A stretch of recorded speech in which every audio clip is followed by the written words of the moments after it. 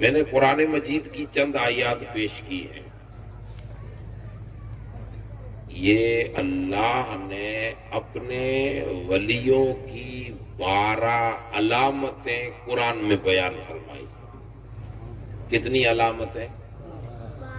سب سے پہلے یہ ذہن میں رکھیے کہ مطلقاً ولایت کا انکار کفر ہے. کوئی آدمی کہے کہ نہیں یہ ولی کچھ نہیں ہوتے، میں نہیں مانتا، وہ کافر، بدترین کافر ہے. یہ کامن ہے تمام فرقوں کے نزدیک، تمام کے یہاں جتنے لا الہ الا اللہ پڑھتے ہیں سب مانتے ہیں کہ ولی ہوتے ہیں،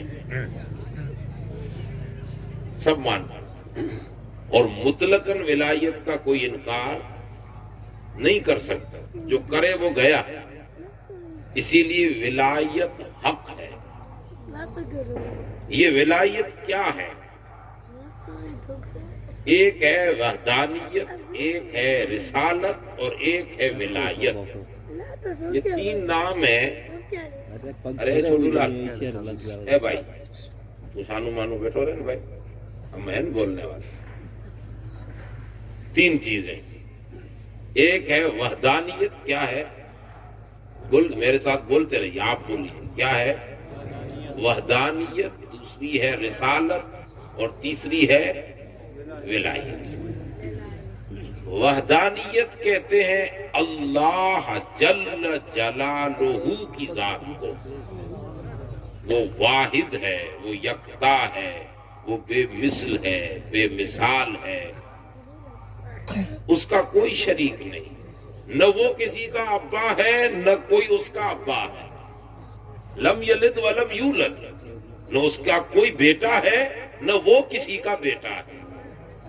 کب سے ہے یہ وہی جانے، کب تک ہے یہ بھی وہی جانے. نہ اس کی ابتدا ہے نہ اس کی انتہا ہے. وہ مالک ہے. اب اس کے لیے ہمیں کیا نظریہ رکھنا چاہیے؟ ہم نے کوئی آنکھ، آج تک کوئی آنکھ ایسی نہیں جو اسے دیکھ سکے، کوئی کان نہیں جو اس کی لاہوتی آواز کو سن سکے، کوئی ہاتھ نہیں جو اسے چھو سکے، کوئی زبان نہیں جو اسے چکھ سکے. حواس خمسہ جہاں پہ دم توڑ دے اس سے بالا تر ذات رب العالمین کی ہے. نہ کسی کے ذہن میں آئے وہ رب کیسا ہے، دکھتا کیسا ہے، کیسا دکھتا، نہ کسی کے وہم میں آئے نہ کسی کے ذہن میں آئے. ذہنی سطح سے ماورا، آنکھوں کی اس پتلی سے ماورا او جل، نہ کسی کو وہ نظر آئے، نہ کوئی اسے سوچ سکے، نہ کوئی اسے مل سکے، نہ کوئی اسے سن سکے، نہ کوئی اسے چھو سکے. ایک ایسی ذات جو کسی کے وہم و گمان میں نہ آئے. اب اس ذات کے لیے ہم کیا مانتا رکھیں، اسے کیسے مانیں، اسے کیسے پوجیں، اس کی عبادت کیسے کریں، اس کو اپنا الہ اور معبود کیسے تسلیم کریں، کس نام سے پکاریں، کب پکاریں، کیسے پکاریں، کس حال میں پکاریں. یہ ڈسپلن، یہ نیم، یہ قاعدے، یہ ضابطے ہمیں کون سکھائے؟ کوئی بندہ اس کا تصور نہیں کر سکتا. یہ جو دوری تھی وحدانیت اور مخلوق کے بیچ میں، اللہ اور مخلوق کے بیچ میں، یہ جو ایک دوری ہے، یہ جو ایک انتر ہے، یہ ایک جو دوری ہے، اس کو ختم کرنے کے لیے رب نے ایک آسان فضل فرمایا کہ انہی بندوں میں سے ایک چند بندوں کو چنا جو انسانی سماج سے ہو لیکن ان کی آتمائیں ان انسانوں سے ماورا ہو، ان کی روحیں ان روحوں سے ماورا ہو، ان کے تصورات ان انسانوں کے تصورات سے ماورا ہو، جو ذہنی سطح پر اعلیٰ ہو، جو قلبی سطح پر اعلیٰ ہو، جن کی سوچیں افلاک کی سیر کرتی ہو، جو رہ کر زمین پر نظریں افلاک پہ چلایا کرتے ہو، جو تصور میں اعلیٰ، جو خیال میں اعلیٰ، جو سوچوں میں اعلیٰ، جو فکروں میں اعلیٰ، جن کی گردشیں اعلیٰ، جن کا جسم اعلیٰ، جن کا چلنا اعلیٰ، جن کا کھانا پینا اعلیٰ، جو انسان ہو کر بھی انسان نظر نہ آئے، ایسے وجودوں کو چنا۔ اس وجود کا نام رسالت ہے، نبوت ہے۔ ایسے 1.25 لاکھ نبی خدا نے اپنے آپ کو بندوں سے جوڑنے کے لیے ان نبیوں کی جماعت کو پیدا فرمایا۔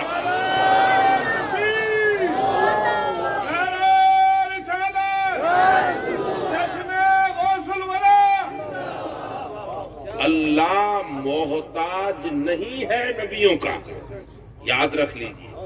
اللہ محتاج، بولیے، اللہ محتاج نبیوں کا محتاج نہیں ہے۔ اپنی پہچان کروانے کے لیے کسی نبی کا اللہ محتاج نہیں ہے۔ کھل کے بولیے، اللہ محتاج نہیں ہے۔ پھر بھی اس نے رکھا، کیا ضرورت پڑی نبی بنانے کی؟ اللہ نے ہدایت دینی ہے، آپ کو ڈائریکٹ دے دے، وہ قادر ہے۔ وہ رب فرماتا ہے کہ میں اس بات پر قادر ہوں کہ ایک شہد کی مکھی کو بھی وہی فرماتا ہوں۔ سورہ نحل پوری ہے قرآن مجید میں، اس کا مضمون ہے، نام رکھ دیا فَأَوْحَا، اللہ نے وہی فرمائی إِلَى النَّحْلِ، اس شہد کی مکھی کی طرف۔ جو رب شہد کی مکھی کو وحی کے ذریعے سمجھا سکتا ہے، وہ انسان کو نہیں سمجھا سکتا؟ قادر ہے، وہ کر سکتا تھا لیکن ایسا کیا نہیں۔ اس نے اس انسان کو اپنے آپ سے جوڑنے کے لیے، اس انسان کو اپنے آپ سے، رب سے بندہ جڑا رہے، اس کے لیے اس نے وجود چنا نبوت اور رسالت کا۔ نبوت اور رسالت دونوں ایک ہی ہے، وہ زیادہ اس ڈیپ میں ہمیں نہیں جانا، آپ کی سمجھ کے لیے دونوں ایک۔ کوئی اگر مولانا علم والا کہے کہ مولانا صدیق نے دونوں کو ایک کر دیا تو وہ پرسنل فون پہ مجھ سے بات کر لیں، باقی آپ سمجھ لو دونوں ایک ہی۔ نبوت اور رسالت ایک منصب ہے، نبوت اور رسالت کو اس نے رکھا۔ اب جب اس نے نبوت اور رسالت کو مخلوق اور رب کے بیچ میں سبب بنانے کے لیے رکھا ہے، یہ دوری ختم ہو جائے، اس کے لیے نبوت اور رسالت۔ سیدھی سادھی بات، اس وقت ہمارے دیش کے پرائم منسٹر کون ہے، کیا ہے، اس سے مطلب نہیں ہے، اپنا مدعا ہے، بات سمجھانا۔ اس وقت دیش کے پرائم منسٹر جب بھی، جس وقت بھی آپ میں سے بھارت، پورے بھارت میں سے جس بھارتیہ سے بات کرنا چاہیں ڈائریکٹ کر سکتے ہیں کہ نہیں؟ بولیے، کر سکتے ہیں، جب چاہیں بات کریں، جب چاہیں بات کریں، جب چاہیں آپ کو منگا لیں، جب چاہیں آپ کی فلودی آ جائیں، آپ روکو گے؟ کوئی روک سکتا ہے؟ کوئی نہیں روک سکتا، لیکن وہ ایسا کرتے نہیں ہیں۔ کوئی بھی پرائم منسٹر ہو ایسا نہیں کرتا۔ اس نے کیا کیا ہے؟ ایک سسٹم بنایا ہے دیش کا، جب سے ہمارا سوتنتر دن آیا ہے ایک سسٹم بنی ہوئی ہے کہ پرائم منسٹر تک پہنچنے کے لیے اس نے 2 الگ الگ سیٹیں رکھی ہیں، لوک سبھا اور ویدھان سبھا۔ اب وہ چنتے ہیں، چنیندے لوگ ہیں، آپ کا ایم پی ہوگا، ایک ضلع کا ایک ایم پی، ٹھیک ہے، اور ایک تعلقے کا ایک ایم ایل اے۔ یہ ایم ایل اے لوگ مل کے ایم پی کو طے کرتے ہیں، ایم پی لوگ مل کر پرائم منسٹر کو طے کرتے ہیں۔ اب آپ کو کوئی ضرورت ہوئی تو آپ پرائم منسٹر سے ملو گے یا ایم ایل اے سے ملو گے؟ بولیے، آپ ایم ایل اے سے ملو گے، ایم ایل اے آپ کی رجوعات ایم پی کو کرے گا، اگر کیندر کی رہی وہ رجوعات ڈائریکٹ لوک سبھا میں جائے گی اور وہاں جا کے گورنمنٹ کے جو نمائندے لوگ ہیں ان تک آپ کی آواز پہنچے گی. سمجھ گئے؟ اتنی آسانی سے سمجھ گئے. اسی لیے سوچ سمجھ کے اپنا ایم ایل اے چننا, سوچ سمجھ کے. ارے بھائی آپ ڈرتے کیوں ہو رہے ہو؟ آپ کوئی سیاسی یہ جلسہ نہیں ہے, لیکن سیاست یہ جلسہ سیاسی نہیں ہے, لیکن ہم تو سیاست سے جڑے ہیں, تھوڑی نا الگ ہو جائیں گے سیاست سے. اگر الگ ہو گئے تو ہمارا وجود ختم ہو جائے گا. اسی لیے سوچ سمجھ کر اپنا ایم ایل اے بنانا. چہرہ مت دیکھنا, شکل و صورت مت دیکھنا, یہ دیکھنا کہ کون آپ کی آواز بن کر آپ کی ضرورتوں کو گورنمنٹ تک رجوع کر سکتا ہے.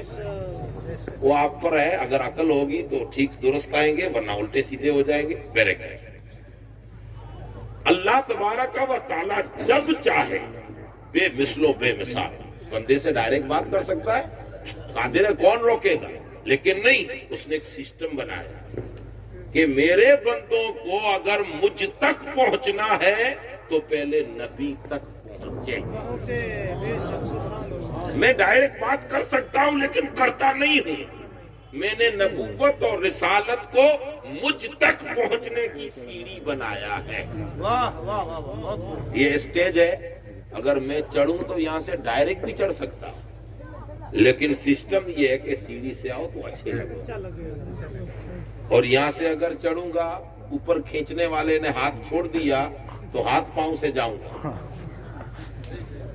رب کی ذات تک بندے کو پہنچنا ہے تو یہ نبوت ایک سیڑھی ہے. تو نبی سے جڑ, نبی مجھ سے آلریڈی جڑا ہوا ہی ہے. اچھا, اب یہ مضمون تو طویل ہے, لیکن مجھے ایک خاص موضوع تک جانا ہے, اس لیے اتنی بات تو سمجھ گئے. اب نبی لمیٹڈ 1.25 لاکھ کم و بیش, اور رسول اللہ کی ذات پر نبوت کا دروازہ ختم. اور قرآن مجید نے 2-2-4 کی طرح بیان کر دیا, ما کان محمد ابا احد من رجالکم ولکن رسول اللہ وخاتم النبیین. میرا نبی آخری نبی, خاتم الانبیاء والمرسلین. اب کوئی بھی کہیں کا بھی, چاہے وہ مرزا ہو, چاہے وہاں کا ہو, چاہے کسی اور کا ہو, جو خود کو نبی کہے یا کسی دوسرے کو نبی بنائے یا ڈکلر کرے, تو یہ کہنے والا, بنانے والا, سپورٹ دینے والے سب کے سب دجال ہوں گے, نبی کوئی نہیں ہوگا. یہ ایمان رکھیں. ہمارے نبی آخری نبی, بولیے آخری نبی, دروازہ ختم, اب کوئی نبی نہیں آئے گا, بات ختم ہو گئی. نبی رسول اللہ کی ذات پر نبوت کا دروازہ ختم. نبی ہوتا ہے مخلوق کو خدا سے جوڑنے کے لیے. رب بندے سے ڈائریکٹ جڑ سکتا ہے, وہ قادر ہے, لیکن بندے میں اتنی طاقت نہیں کہ اس کے جڑنے کو برداشت کر سکے. اس لیے اس نے بیچ میں نبوت کو وسیلہ بنایا ہے. آپ نے مہر نبوت دیکھی ہے؟ مہر نبوت رسول اللہ صلی اللہ علیہ وسلم کے یہ دونوں کھمبے مبارک, یہ بازو مبارک, یہ حضور کی گردن مبارک, یہ 2 بازو, یہ گردن اور یہ ریڑھ کی ہڈی, اس کے بیچ میں آپ پیچھے ہاتھ رکھیے, یہاں پہ آپ کو ہلکا سا ہڈا ہے کہ نہیں ہے؟ ہے, یہ ادھر ہے نا. اسی جگہ پر اللہ نے اپنے محمد پر ختم نبوت کی مہر لگائی تھی. اور بالوں کا ایک گچھا تھا یہاں پہ, حضور یہاں پہ بالوں کا گچھا تھا. اس بالوں کا گچھا پورا چاندی جیسے کلر والا. کیسے کلر والا؟ پورا چاندی جیسے, مطلب بال ایسے چمکتے تھے جیسے چاندی چمک رہی ہے. اور ان بالوں کے گچھے میں اللہ نے لکھا تھا محمد الرسول اللہ. اور یہ جو رائٹنگ تھی محمد الرسول اللہ, یہ رائٹنگ, یہ کتابت, یہ لکھاوٹ تھی سنہری الفاظ میں, سنہری کلر میں. یعنی چاندی کے بیچ میں اگر سون کو رکھ دیں, گولڈ کو رکھ دیں, تو چمک ہوتی ہے کہ نہیں ہوتی؟ اور یہ سسٹم آپ نے، میں نے، کسی نے نہیں، میرے رب نے رکھی. اب اگر کوئی آدمی اس چیز کو نہ مانے اور کہے کہ نہیں یہ مولوی صاحب نے یوں ہی ٹھوک دیا، ایسا کوئی نہیں ہے، تو قیامت کے دن خبر پڑ جائے گی. یہاں اپنے کو دلیل کرنے کی ضرورت نہیں ہے. قیامت میں سب آئیں گے، آپ بھی رہو گے، ہم بھی رہیں گے، ماننے والا نہ ماننے والا. تو ڈائریکٹ جا کر اللہ سے کہنا میرے مولا تیرے محمد کی گردن مجھے چیک کرنی ہے، وہاں پہ تو نے محمد الرسول اللہ کا ٹھپا لگایا تھا کہ نہیں لگایا. ورنہ کتابوں میں یہی ہے کہ حضور کی مہر نبوت یہاں پہ تھی. اسی کا نقش حضور نے انگلی میں بنوایا تھا. یہ انگوٹھی ہے نا، انگوٹھی پہنتے ہیں نا، وہ قاری روشن الدین اتنی موٹی پہن کے بیٹھے تھے نا، ایسی وہ انگوٹھی میں رسول اللہ نے نقش بنوایا تھا، اور اس نقش میں حضور نے لکھوایا تھا محمد الرسول اللہ. اور اسٹیمپ جو بنتا ہے نا، اسٹیمپ، وہ انگوٹھی اسٹیمپ تھا. آپ لگاتے ہیں نا، وہ چھپا لگاتے ہیں، اسٹیمپ لگاتے ہیں نا، وہ رسول اللہ کی انگوٹھی نہیں، وہ اسٹیمپ کا کام کرتی تھی. حضور کسی کو خط لکھتے تو اس کو لگا دیتے، نیچے چھپ جاتا محمد الرسول اللہ. یہ اتنی ساری تفسیریں کتابوں میں ہیں الگ الگ، اپنے کو ٹائم بچانا ہے. اب بات میں نے یہ کی کہ وہ جو محمد الرسول اللہ حضور کے یہاں پر لکھا ہوا تھا مہر نبوت، اس کو کہتے ہیں مہر یعنی اسٹیمپ، ٹھپا. نبوت یعنی نبوت کا اسٹیمپ. وہ جو مہر نبوت ہے اس کی رائٹنگ کیسی تھی؟ اس وقت آپ میں سے کوئی اردو، گجراتی، ہندی اور جو بھی زبانیں، عربی وغیرہ، فارسی وغیرہ، جو بھی زبانیں ہیں جو لکھیت میں ہیں، جیسے آپ کی مارواڑی لکھیت میں نہیں ہے تو ہماری کچھی بھی لکھیت میں نہیں، لیکن جو لکھائی جاتی ہے کتابت میں ہے، یہ جو زبانیں ہیں یہ رائٹنگ شروع کہاں سے ہوتی ہے؟ یا رائٹ سے یا لیفٹ سے. آپ کو مارواڑی میں رائٹ لیفٹ کو کیا کہتے ہیں؟ مارواڑی یا تو جیونی طرف سے شروع ہوگا یا ڈابی طرف سے. سمجھ گئے بات کو؟ یہ کئی پوسٹر آج کل لگے ہوئے نہیں ہیں، اور مائک پہ لکھا ہوا ہے ہندی میں سری شیام ساؤنڈ. یہ کہاں سے شروع ہو رہا ہے؟ ڈابے ہاتھ. اب اسی جگہ آپ نیچے اردو میں لکھیے گا تو کہاں سے شروع ہوگا؟ Gionee side. ٹھیک ہے. اس کے سوا دوسری کوئی آپ نے رائٹنگ الٹی سیدھی دیکھی؟ یا رائٹ سے ہوگی یا لیفٹ سے ہوگی، یا جیونی طرف سے ہوگی یا ڈابی طرف سے. یہی ہے. لیکن رسول اللہ دنیا میں سب سے بے مثل و بے مثال نبی ہے خدا کے، اور آخری کڑی ہے. اس لیے جو مہر نبوت کی رائٹنگ ہے اسے اللہ نے نہ جیونی طرف سے شروع کیا نہ ڈابی طرف سے شروع کیا، بلکہ نیچے سے اوپر کی طرف لکھا. جو اسٹیمپ لگا ہوا تھا نا وہ سیدھا یوں لکھا ہوا نہیں تھا محمد الرسول اللہ، پہلے محمد پھر رسول، یہ جیونی طرف سے یا ڈابی طرف سے نہیں، تو نیچے سے اوپر، نیچے محمد، پھر اللہ، پھر رسول، پھر اللہ. کیسے لکھا ہوا تھا؟ نیچے محمد، بیچ میں رسول، سب سے اوپر اللہ. کیا مطلب؟ اللہ نے بندوں کو سمجھا دیا کہ یہ میرا آخری نبی ہے، اب جس کو مجھ تک پہنچنا ہے وہ پہلے محمد کی محمدیت تک پہنچے، اور جب محمد کی محمدیت تک پہنچے تب بھی اللہ نہیں ملے گا، پھر آگے بڑھ کر محمد کی رسالت تک پہنچے، اور جب رسالت تک پہنچے گا تو پھر تجھے اٹھنے کی ضرورت نہیں، خود خدا تیرے قریب ہو جائے گا.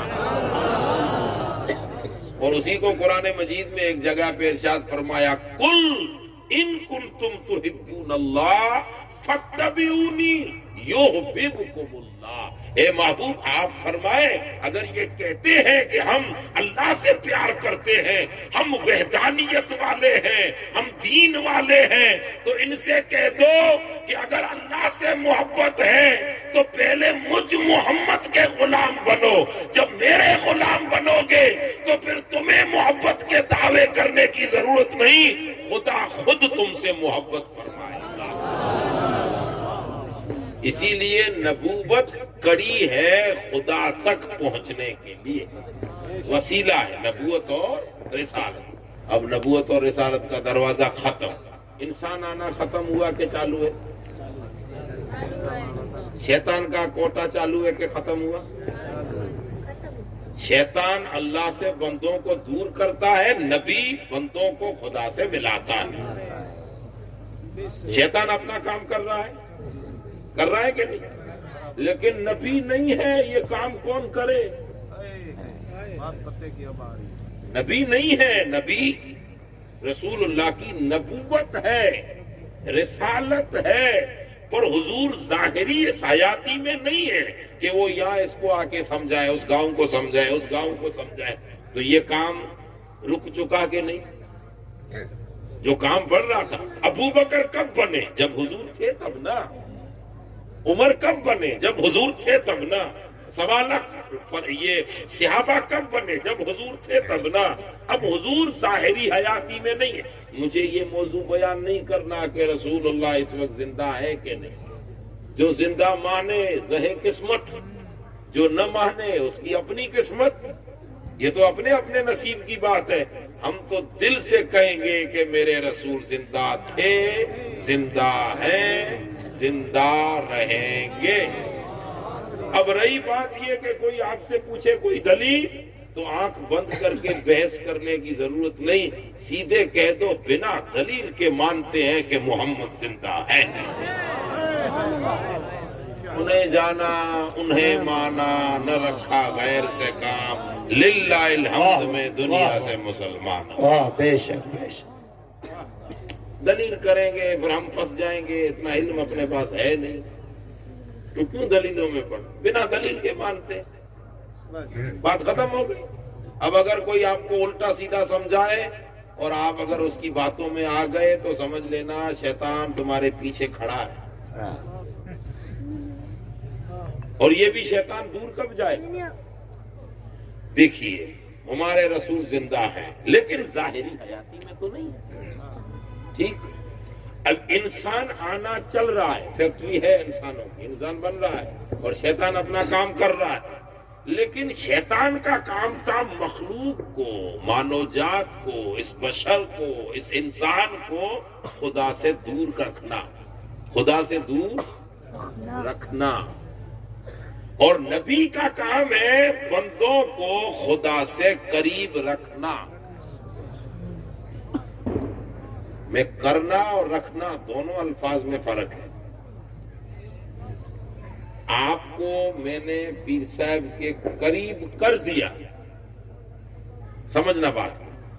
آپ یہاں بیٹھے تھے، اٹھے، میں سیدھے آ کے ملایا کہ حضرت یہ آپ کے مرید ہیں اور بھائی یہ آپ کے پیر صاحب کے بیٹے ہیں، ملو. میں نے قریب کر دیا. لیکن دوسرے یہاں سے مولانا اٹھے، انہوں نے دھکا دے کے آپ کو ادھر پھینک دیا، تو دور ہو گئے کہ نہیں؟ تو قریب کرنا آسان ہے، قریب رکھنا بہت مشکل ہے. یہ شاید یہ بات آپ نہیں سمجھ سکے اس لیے حرکت نہیں ہوئی. قریب کرنا آسان ہے لیکن اسے ٹکائے رکھنا یہ بہت مشکل ہے. پر شیطان کا کام ہے انسان کو خدا سے دور رکھنا. وہ کر نہیں دیتا، خالی کوئی پھیرے پھیرے لگاتا رہتا ہے کہ واپس کسی نے آ کے اسے اللہ کے قریب تو نہیں کر دیا. تو شیطان کا کام ہے دور. بولیے، ارے بلواتا ہے اس لیے نہیں تو نیند آ جائے گی، ٹھنڈ بہت اچھی. شیطان کا کام ہے دور رکھنا اور نبی کا کام ہے قریب رکھنا. قریب رکھنا، اللہ کے قریب رکھنا. اب شیطان اپنا کام کر رہا ہے لیکن نبوت کا کام رک گیا. نبی نہیں ہے، وہ آخری نبی تھے. تو اب کیا ہم کسی دوسرے کو نبی بنائیں؟ نہیں. نبی بنائے تو ہم گئے دین سے، یہ بھی شیطان کا کام ہے. تو پھر ہم کریں کیا؟ تو میرے رب نے فرمایا میرے محبوب تیری امت کو لاوارث نہیں چھوڑو. تیرا کام ہے مخلوق کو مجھ سے قریب رکھنا. تو میرے محبوب تیرا فیضان. اب نبی تو تیرے بعد نہیں آئے گا لیکن تو اگر دنیا سے پردہ کر جائے اور امت کو یوں ہی چھوڑ دے تو امت تو لاوارث ہو جائے گی. کوئی وارث نہیں امت کا. نہیں میرے محبوب، تیری امت کو لاوارث تیرا رب نہیں چھوڑے گا. آپ کے بعد آپ کی امت میں قیامت قائم ہونے تک آپ کے مشن پر فیضان نبوت لے کر، فیضان رسالت لے کر، جو نبوت اور رسالت کا عکس جس جس پہ پڑے گا، جس جس پہ پرچھایا پڑے گا، عکس پڑے گا، اس بندے کو میں میری رحمت اور کرم نوازی سے ولایت کا تاج عطا فرماؤں گا. وہ ولی ہوگا، اور وہ ولی ان بندوں کو، ان مخلوق کو تجھ سے بھی قریب رکھے گا اور تیرے خدا سے بھی قریب رکھنا. تو ولایت نبوت کا عکس ہے. آپ پرچھائی کو مارواڑی میں کیا بولتے ہیں؟ سیاں. سیاں سیاں سمجھتے ہیں؟ یہ ولایت کیا ہے؟ نبوت کا سیاں. نبی کا نہیں، نبوت کا منصب نبوت. اسی لیے غوث العظم فرماتے ہیں کہ میں میرے نانا محمد کے قدم پر ہوں. ہر ولی کسی نہ کسی نبی کا عکس رہتا ہے. اسی لیے ولایت نبوت کا عکس ہے. نبوت کا کام ہے مخلوق کو خدا سے جوڑنا. جو کام نبی کا تھا وہ قیامت تک کام اب امت کے اولیاء فرمائیں گے. بڑا کام ہے کہ نہیں؟ اب بڑے کام کے لیے ایرے گھیرے کو چنا نہیں جاتا. آپ گھوم رہے ہو مارکیٹ میں اور آپ کہو کہ تسبیح لگا لی، 2-4 انگوٹیاں لگا لی، 2-4 مالائیں پہن لی، آہا اللہ کا ولی آ گیا. نہیں، ایسے ٹھلی لوگ ولی نہیں ہوتے. بڑا کام ہے نا، لوگوں کو خدا سے جوڑے رکھنا ہے. تو اس کام کے لیے شیطان سے مقابلہ کرنے والا چاہیے، شیطان کا جو مقابلہ کرے. اور اللہ تبارک و تعالیٰ نے یہ جو ولایت رکھی ہے یہ قیامت تک اس امت میں رہے گی. اب جو آدمی ولایت کا انکار کرے اس نے قرآن کا انکار کیا. سمجھ گئے مسئلے کو؟ اسی لیے ولایت حق ہے. اب رہی بات یہ کہ آپ اپنے پیر کو ولی مانو. ہو سکتا ہے میں میرے لیے ولی نہ ہو، میں اللہ کا بندہ مانوں، ولی نہ مانوں، یہ تو اختلاف ہو سکتا ہے. لیکن مطلقاً ولایت کا انکار بولیے نہیں کر سکتے. ولایت نبوت کا عکس. تو جو نبوت کا کام تھا وہ اب ولایت کر رہی ہے، ولی کر رہے ہیں. ولی کا کیا کام ہے؟ مخلوق کو خدا سے جوڑے رکھنا. اب اتنا بڑا منصب ہے تو شیطان تو ہے نا، شیطان دور کھینچ رہا ہے، ولی قریب کھینچ رہا ہے. تو ولی وہ ہوتا ہے جو سب سے پہلے شیطان سے مقابلہ کرنے کی طاقت رکھتا ہے. ولی کون ہوتا ہے؟ اچھا، شیطان سے مقابلہ کیسے کریں؟ تلوار لے کے، ہتھیار لے کے، بندوق لے کے، گولی لے کے، بارود لے کے نہیں. جو رذیل خصلتیں، گندی خصلتیں، دین میں جو ہلکی خصلتیں، ان خصلتوں سے اپنے آپ کو بچانا یہی شیطان سے جنگ ہے.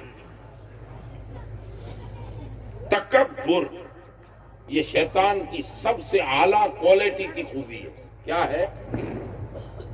شیطان کی سب سے بڑی پسند کیا ہے؟ بولیے. گھمنڈ، تکبر، ایگو، انا،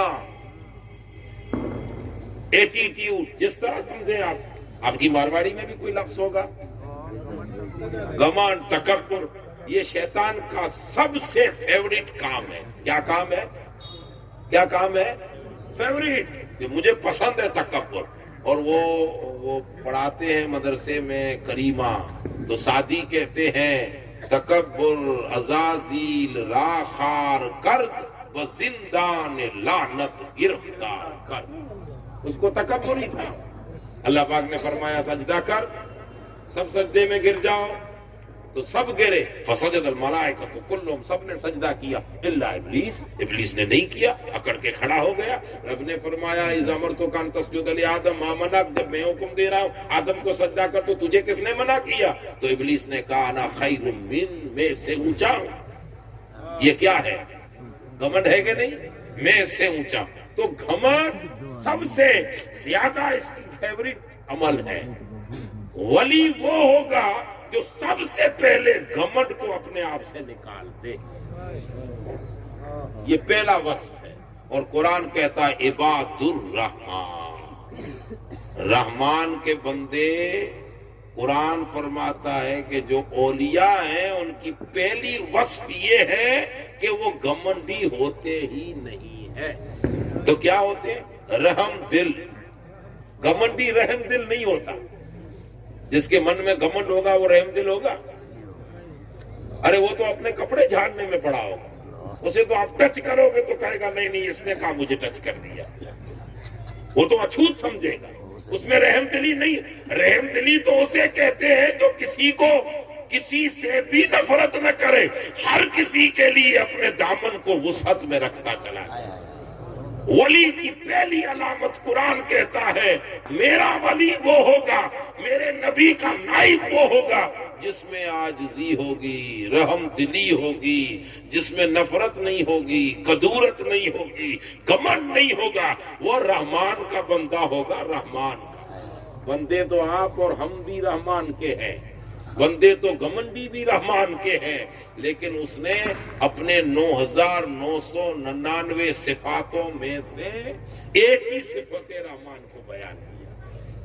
صفت رحمان یعنی وہ اتنا رحیم ہوگا مخلوق کے لیے، مہربان، مہربان شیار، مہربانی کرنے والا، جس میں گھمنڈ نو اس کے الفاظ میں گھمنڈ نہ چال میں گھمنڈ.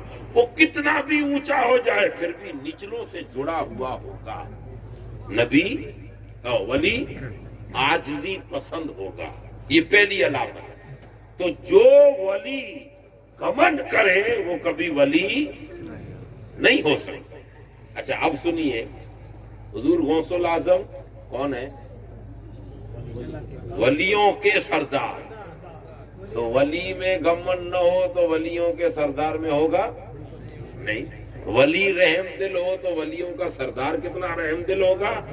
یہ رحم دلی ہی تھی جس نے 12 سال کی ڈوبی ہوئی کشتی کو واپس نکالا. اب اس کی تفصیل میں نہیں جانا چاہتے. جو نہ مانے نہ مانے، کائے کو بحث کرنا. لیکن ہم پرکھوں سے مانتے آ رہے ہیں، مانیں گے کہ خدا نے غوث الاعظم کو یہ طاقت دی تھی. اس وقت بھی ہے کہ وہ ڈوبی ہوئی 12 سال کی کشتی جو نکال سکتے تھے، وہ امت کی ہر سال میں ڈوبی ہوئی نیا کو بھی پار وہی لگا دے. اور جب بات ماننے کی آئے نا تو ہچکچانے کی ضرورت نہیں ہوتی. دل کھول کے مان لینا چاہیے. باپ مان رہا ہے، دادا مان رہا ہے، پردادا مان رہا ہے، لکڑ دادا مان رہا ہے، یہ کل کا پڑا ہوا کیسے نہیں مانتا؟ تو کیا اس کے پاس عقل ہے؟ باپ کے پاس عقل نہیں تھی، دادا کے پاس عقل نہیں تھی. اس لیے یہ باتیں سب شیطانی وہم ہے، اس کو سائٹ رکھ دیں. مانتے ہیں یہ رحم دلی تھی. اچھا دوسری بات، حضور غوث الاعظم کی بارگاہ میں ایک گڑیا آئی تھی. کہا اے بابا میرے بیٹے کے لیے دعا کر، یہ گڑ زیادہ کھا رہا ہے یا شکر زیادہ کھا رہا ہے، کوئی بھی ہے کھانے کی چیز، گڑ یا شکر. تو غوث پاک نے مسکرا کے فرمایا ایک کام کیجئے گا، آج نہیں 7 دن کے بعد آئیے. بعض نے کہا 3 دن کے بعد آئیے، یا بعض نے کہا 21 دن کے بعد آئیے. اب وہ لیڈیز بیچاری 21 دن کے بعد آئی. کسائی اس کے دانت گر جائیں گے، دعا کر شکر زیادہ کھا رہا ہے یا گڑ زیادہ کھا رہا ہے. تو 21 دن کے بعد غوث الاعظم کہتے ہیں اے بیٹا آج کے بعد شکر مت کھانا ہو. اس نے شکر کھانا چھوڑ دیا. تو کہا سائیں یہی بولنا تھا تو اس دن بول دیتے، یہ واپس چکر کیوں لگوائے؟ تو مسکرا کے کہتے اماں اس وقت میں خود گڑ کھا رہا تھا تو میری عادت تھی. عادت چھوٹتی ہے 21 دن کے بعد، اس لیے تیرے بیٹے کو 21 دن کے بعد. اور جب سے مائی تیرے بیٹے کو نصیحت کی ہے عبد القادر آج سے گڑ ہی نہیں کھائے. مخلوق کے ساتھ رحم دلی، مخلوق کے غریب، امیر، مسکین، یتیم، پاپی، گنہگار، ڈکیتی، ڈاکو، چور، لٹیرے، ہر کسی کے لیے دربار غوث الاعظم کا کھلا. اگر گھمنڈی ہوتے تو دروازہ ہر کسی کے لیے نہیں کھولتے. رحم دل ہی اپنا دربار سب کے لیے کھلا رکھتے ہیں. اور اگر ہے بھارت واسیوں اب بھی تمہیں غوث العظم کی رحم دلی سمجھ میں نہ آئے تو اجمیر جا کے معین الدین اجمیری کو دیکھ لو، جو آج بھی معین الدین جب اپنے دربار میں دربار سب کے لیے کھول بیٹھے ہیں، جب معین الدین اتنے رحم دل ہے تو معین الدین کی گردن پر جس کا قدم ہوگا وہ عبد القادر جیلانی کتنا رحم دل ہوگا۔ اسی لیے پہلی ولایت کی علامت کیا ہے؟ رحم دلی، گھمنڈ۔ جو گھمنڈی ہو وہ کبھی ولی۔ اچھا اب دوسری بات، علم، ہنر، ان چیزوں سے گھمنڈ آتا ہے، گھمنڈ۔ علم، ہنر، کوئی بھی ہنر، میں عالم ہوں، میں انجینئر ہوں، میں ڈاکٹر ہوں، میں وکیل ہوں، میں سائنسدان ہوں، میں کروڑ پتی ہوں، میں امیر ہوں، میں وڈیرا ہوں، میں جاموتر ہوں، میں لیڈر ہوں، میں ایم ایل اے ہوں، میں ایس پی ہوں، میں آئی جی ہوں، میں آئی پی ایس ہوں، میں انسپیکٹر ہوں، میں پی آئی ہوں، ان چیزوں سے گھمنڈ بولیے آتا ہے۔ اسی لیے اللہ پاک نے فرمایا کہ گھمنڈ توڑنے کا ایک ہی دروازہ ہے کہ خود کو کسی کامل کے آگے جھکا دے۔ شیطان نہیں چھوڑے گا، وہ تجھے گھمنڈ میں ڈالے گا تاکہ سب کچھ چھین جائے۔ اور گھمنڈ ایک ایسا مرض ہے نا، ایسا ناسور ہے کہ جس میں آ جائے 1000 سال کے سجدوں کو شیطان کے برباد کر دیے تو ہم کیا ہیں؟ اسی لیے علم کے ساتھ ساتھ گھمنڈ دیتا ہے، ڈگری کے ساتھ ساتھ گھمنڈ دیتا ہے۔ اس گھمنڈ کو توڑنے کے لیے اللہ نے ولیوں کا دربار رکھا ہے کہ اگر گھمنڈ توڑنا ہے تو علم لینے کے لیے فیکٹریاں ہیں، لائبریریاں ہیں، مدرسے ہیں، یونیورسٹیاں ہیں، کالجیں ہیں، ڈگریاں لینے کے لیے سب کچھ ہے، لیکن اگر گھمنڈ توڑنا ہے تو کوئی یونیورسٹی نہیں ہے۔ آ کسی اللہ والے کے قدموں سے جڑ جا، جب جڑے گا، اگر نہ جڑا ہو تو روم کا مولوی ہوگا، اور جب جڑ جائے گا تو اللہ تجھے مولا روم بنا۔ اسی لیے یہ آج کل جو وائڑائی آئی ہے نا، وائڑائی، آپ مارواڑی میں وائڑائی کو کیا بولتے ہیں؟ وہ ہلکٹائی، وائڑائی، اس کو مارواڑی میں کیا بولتے ہیں؟ یہ ڈیڈ ہوشیاری جو آئی ہے نا علم میں، کس میں آئی ہے؟ ارے بھائی 50 سال پہلے کوئی ڈیڈ ہوشیار تھا تمہارے بیچ میں؟ بزرگوں کو مانتے تھے کہ نہیں؟ رسول اللہ کے لیے یا رسول اللہ کہتے تھے کہ نہیں؟ تو 150 سال پہلے کیا تو مسلمان نہیں تھے؟ باپ دادا نہیں تھے؟ تو یہ آج کہاں سے علم آ گیا جس نے کہا یا رسول اللہ نہیں کہنا چاہیے؟ تیرے باپ کا کیا جاتا ہے؟ یا غوث العظم نہیں کہنا چاہیے، تیرے باپ کا کیا جاتا ہے؟ یہ ڈیڈ ہوشیاری ہے کہ نہیں؟ ارے بولیے، ڈرتے کیوں ہو بھائی؟ ہے نا ڈیڈ ہوشیاری؟ یہ ڈیڈ ہوشیاری وہی ہوگی جہاں اللہ والے کی سرپرستی نہیں ہوگی، اور جب کسی اللہ والے کی سرپرستی ہوگی نا تو ڈیڈ ہوشیاری نہیں آتی۔ مولانا روم رحمت اللہ علیہ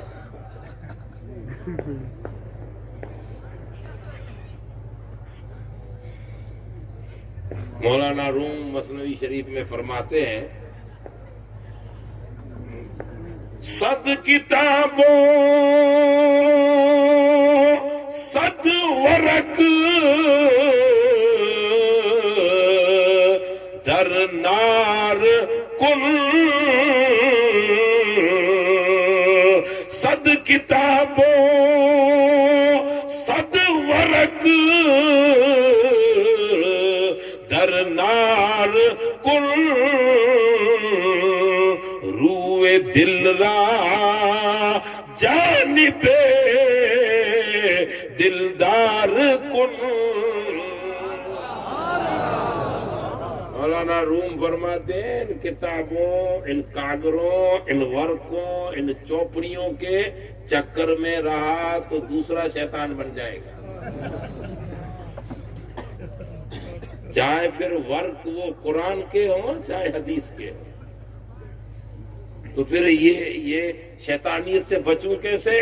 تو رومی کہتے ہیں جس طرح ابو جہل کو گمن نے محمدی ہونے سے روک رکھا اور ابو بکر کو عاجزی نے محمد کا غلام بنا وہی چیزیں. تو تجھے اگر غلام بننا ہے تو کسی ایسے سے جڑ جا جو اس کا غلام بن چکا ہو. اپنا دل کسی کامل کی طرف لگا دے, دل کا سمت بدل دے, اور جب سے دل کسی سے جڑے گا تو کچھ آئے کہ نہ آئے گمن نہیں آئے گا. گمن اور گمن نہ آیا تو ایمان بچ گیا. ایمان کو خارت ہی گمن کرتا ہے. میں ہوں, ارے میں ہوں, یہ میں ہی مارتی ہے. اور اس پر اب یہ علم کی باتیں ہیں, اتنا ٹائم نہیں ہے. موسیٰ علیہ السلام کوہ طور پہ گئے. پورا قرآن مجید میں کئی تصوف کی باتیں ہیں.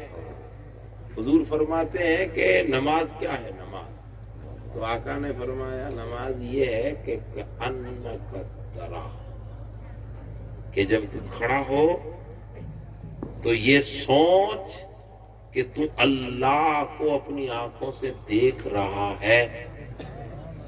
لیکن یہ کب سوچ آئے گی؟ یہ سوچ کب آئے گی؟ آگے حدیث کا جملہ ہے, دوسری شرح ہے حدیث کی, کہ نماز یہ ہے کہ تو یہ تصور کر کے تو اللہ کو دیکھنا. لیکن یہ بات تصور کب آئے, یہ جمع کب تصور؟ تو فرمایا ان لم تکن, شرط یہ ہے کہ جب نماز میں کھڑا ہو تو خود کو بھول جا. میں مولوی ہوں بھول جا, میں قاضی ہوں بھول جا, میں رئیس ہوں بھول جا, میں وڈیرا ہوں بھول جا, میں ایم ایل اے ہوں بھول جا, میں فلاں ادھیکاری بھول جا. خود کو بھول کر جب اس کے دربار میں کھڑا ہوگا اور کہے گا کہ سبحان ربی الاعلی, مولا میں کچھ نہیں, تو ہی ہے, تو ہی ہے, سبحان ربی الاعلی. جب تو خود سے نکل کر خود کو بھولے گا, کانک ترا وَإِن لَمْ تَكُنْ فترا, جب تو خود سے نکلے گا تب تو اس کا جلوہ اور دیدار کرے گا. عاجزی عاجزی ان کی ساری. آقا فرماتے من تواضع للہ رفعہ اللہ, جو جتنا زیادہ جھکتا ہے اللہ اتنا زیادہ اٹھاتا ہے. اسی لیے مولا علی المرتضیٰ فرماتے ہیں تن کے بنا, یہ ہلکی گھاس ہوتی ہے نا, ہلکی گھاس, آپ کیا بولتے ہو اس کو؟ ہے ہلکی گھاس. تو ہلکی گھاس بنا کرو, موٹے موٹے بڑے بڑے درخت مت بنا کرو. تو لوگوں نے کہا حضور سمجھ میں نہیں آیا. فرمایا ہلکی گھاس پر آندھی چلتی ہے تو جھک جاتی ہے, اکھڑتی نہیں. جھک جاتی ہے, اکھڑتی نہیں. لیکن بڑے بڑے جھاڑ درخت اکڑ کے کھڑے رہتے ہیں تو اکھڑ جاتے ہیں.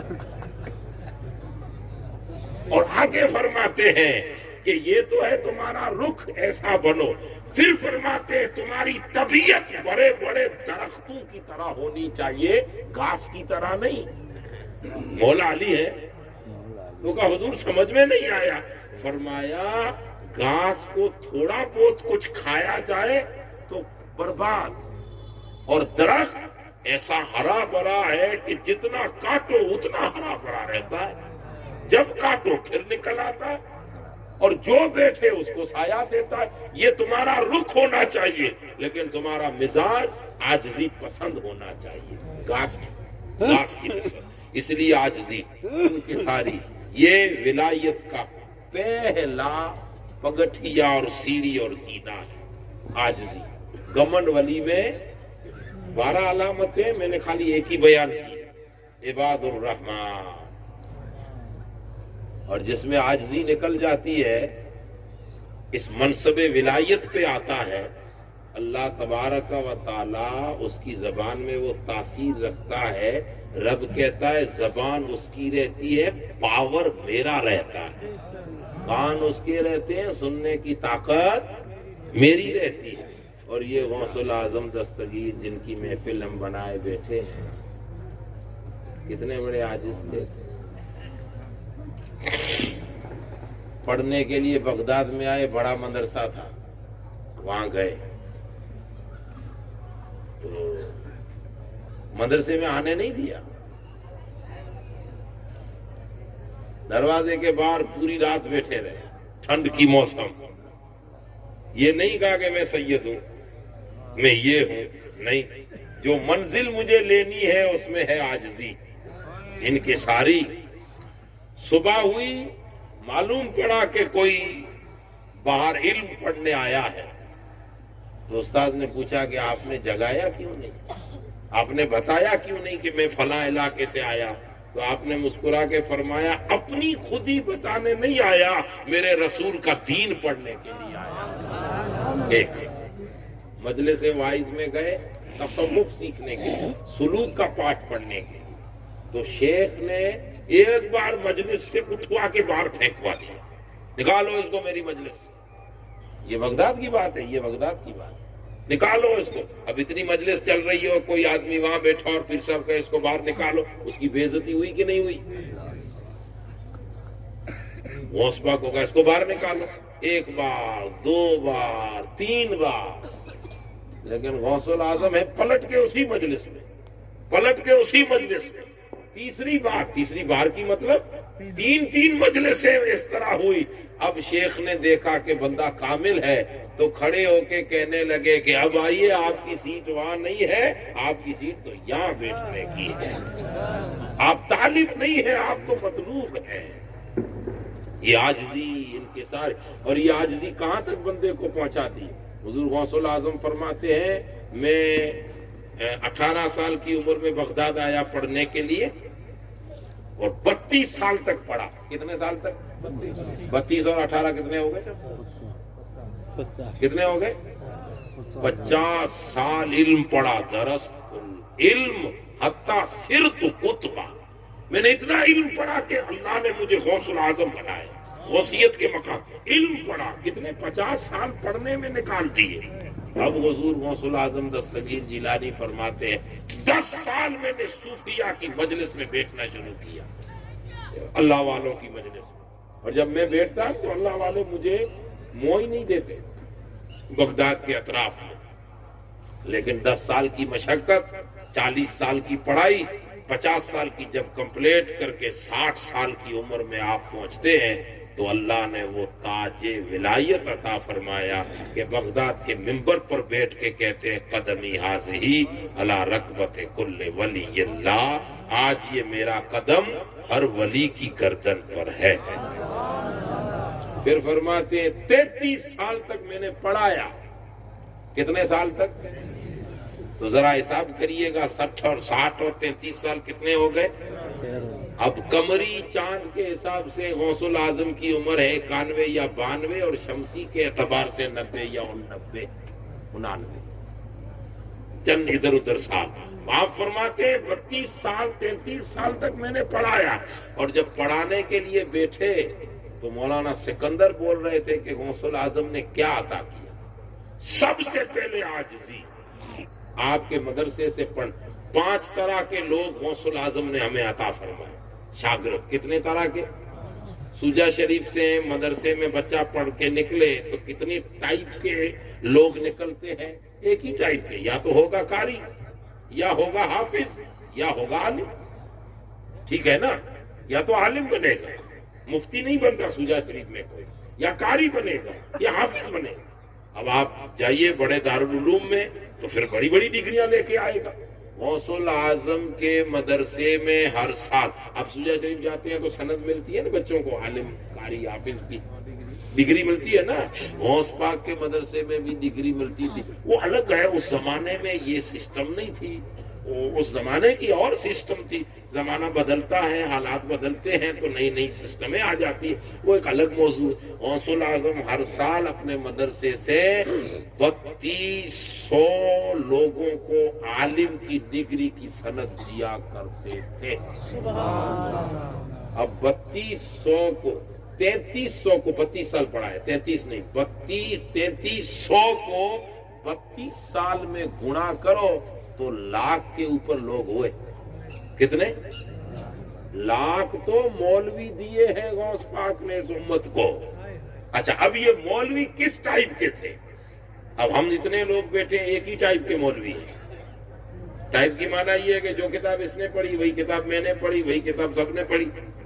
اب فیض اکبری میں پڑھا ہو تو وہی سبق، سوجا میں پڑھا ہو تو وہی سبق، اساقیہ میں پڑھا ہو تو وہی سبق، فیضان اشفاق میں پڑھا ہو تو وہی سبق۔ دنیا کے کسی بھی مدرسے میں چلا جائے، بخاری ایک ہی ہے، مسلم ایک ہی ہے، تفسیر ایک ہی ہے، یعنی ایک ہی کورس ہے کہ نہیں ہے؟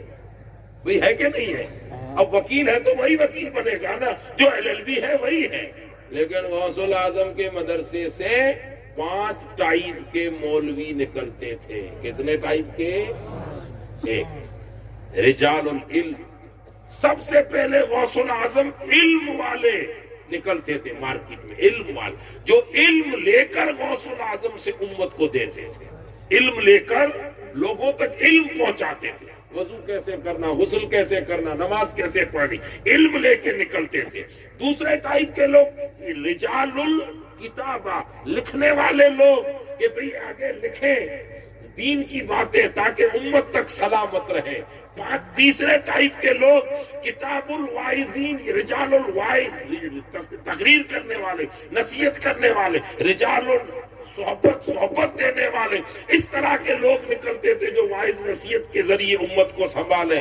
چوتھی طرح کے لوگ رجال جہاد کرنے والے بھی غوث الاعظم کے مدرسے سے نکلتے تھے، کہ خالی یہ نہیں کہ مدرسے میں پڑھاتا رہے یا زوائز کرتا رہے، اگر اسلام پہ عام پڑے تو یہی مجاہد بن کر دین کے میدان میں جس طرح اترا تھا ویسے جنگ کے میدان میں اتر کر اسلام اور مسلمانوں کی حفاظت بھی کر سکے۔